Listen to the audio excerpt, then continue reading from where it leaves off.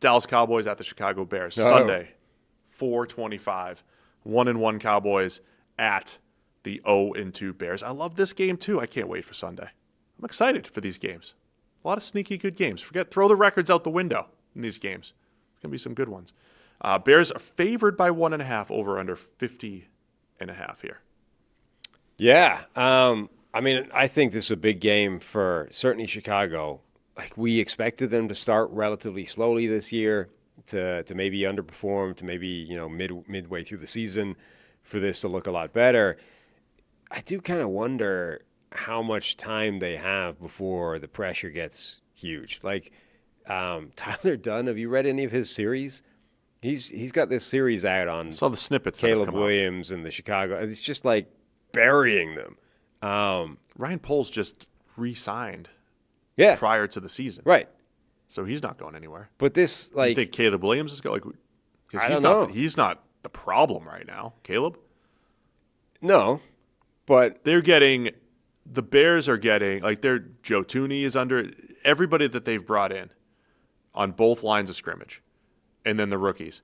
None of their additions are making massive contributions. We'll say. For the second year in a row. From Joe Tooney to Jonah Jackson to Grady Jarrett to Dayo Odeyingbo to Luther Burden to Colston Loveland, all of their big free agent signings, plus their first 4 draft picks, are doing very little right now. I mean, remember last year, the same thing was true. Like, Keenan Allen did nothing. Rome Odunze was okay, but didn't, dominate the way like a Malik Neighbors or even a Brian Thomas Jr. did as rookies, or even a Ladd McConkey.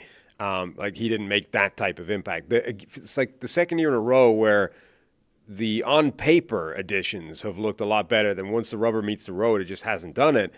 And when that happens, I think multiple times in a row, you start going, well, what are the common denominators here? One of the common denominators is Caleb Williams, for whom there's also a ton of, like, stuff that, like I said, this Tyler Dunn. You think nobody wants to play for Caleb? I don't know what it is. Are you blaming Grady Jarrett and Dayo Odeyingbo and the lack of a pass rush and the 55 points on defense? Are you blaming all that on Caleb Williams and just straight vibes on that side of the ball? No, but what I'm saying is the longer things go bad, the more people start looking around for reasons for that to be the case, and in particular, common threads throughout all of the bad.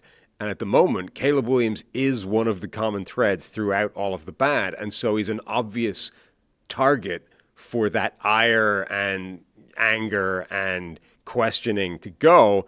And in a media market like Chicago, that's going to lead to some extremely awkward periods of time unless they figure something out. I just saw the piece where they were LOLing at Drake May watching his film. That's weird, man. That's weird. If those are all true, if that is sourced correctly. Now, it was that one source. I just saw the snippets of it. Is that and look, one there source? are.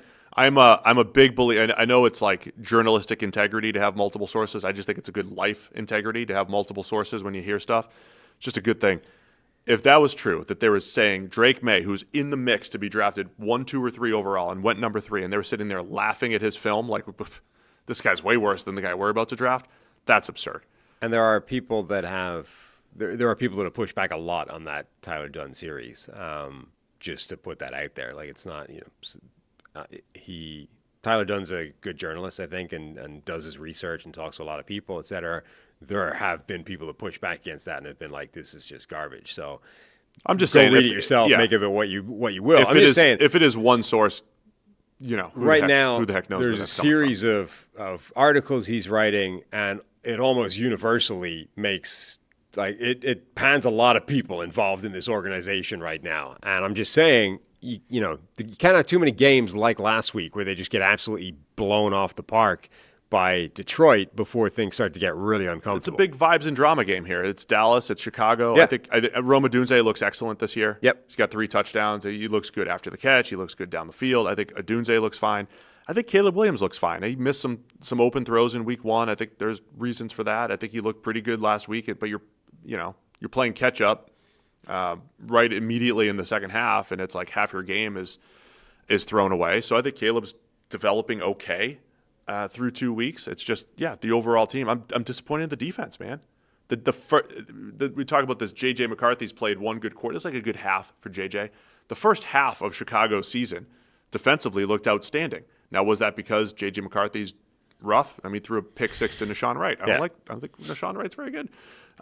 Is it J.J. McCarthy's fault? Or was it the Vikings' fault? But I thought the Bears front, it was like, wow, they invested well until the last 6 quarters of play when they blew it against Minnesota and then gave up 55 to Detroit.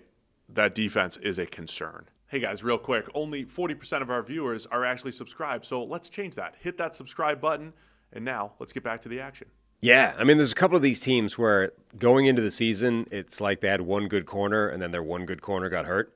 And Chicago is one of them. And Jalen Johnson got hurt multiple times before he went down for good.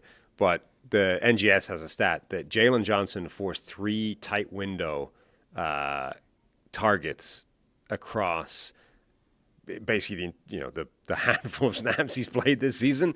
The rest of the Bears defense combined has only forced 5 this season. It's a good stat. So basically, good cover guy, lockdown corner, nobody else can. So they've lost the one guy that's capable of covering tightly, effectively, and now they just have a group of corners that are all going to get barbecued. On the other side, and then Caleb Williams, by the way, going up against a Cowboys defense that, again, every outlet tracks these things differently. They have the Cowboys and next gen 76 of 78 dropbacks in zone coverage. So this is like, all right, read it out, get the ball to the open man. Dallas has given up a lot this year. They didn't stop the Eagles their first 3 quarters of play.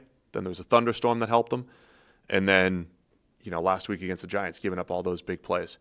So I think the Bears have a chance to have some success offensively, and then Dak's playing some really good football on the other side, throwing the ball to CeeDee Lamb, George Pickens, spreading the ball around as he is. Vegas is expecting a shootout, and I could absolutely see that. Yeah, Dak's been playing really well so far this season. You've got to worry about their offensive line a little bit, but the CeeDee Lamb, George Pickens, that combination looks great. They've got weaponry to work with, and Dak Prescott's playing extremely well.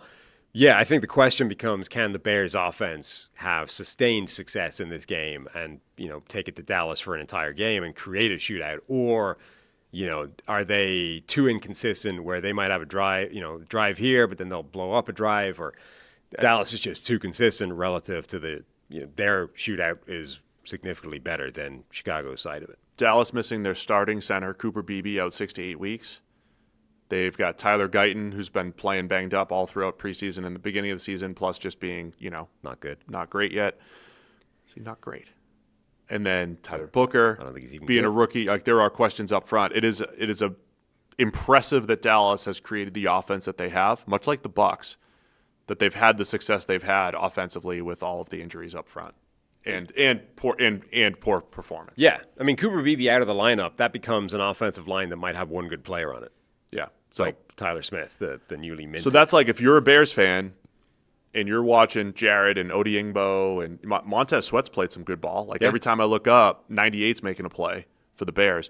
Gervon Dexter's off to a slow start after he had a really nice year. Like, the Bears defensive line needs to step up and make plays in this one. Yeah, Montez Sweat's been a really good player for them. I saw somebody kind of criticizing the acquisition a bit because, they traded for Montez Sweat, and yet just after that, was it just after the free agency period where you had Jonathan Grenard, Donnell Hunter both move, and it's like, well, you could have just, instead of giving up draft picks, you could have They gave up a 2 and then signed Sweat to the big deal. It's like you could have signed one of those guys instead without giving up a second-round draft pick. I think that's kind of overthinking it a bit. I mean, he's been a really good, important addition and a massive upgrade for this team. Yeah, the only time he didn't play well and all of his advanced metrics were down last year when he was playing through an ankle injury. Right. He missed some time, came back, was still injured.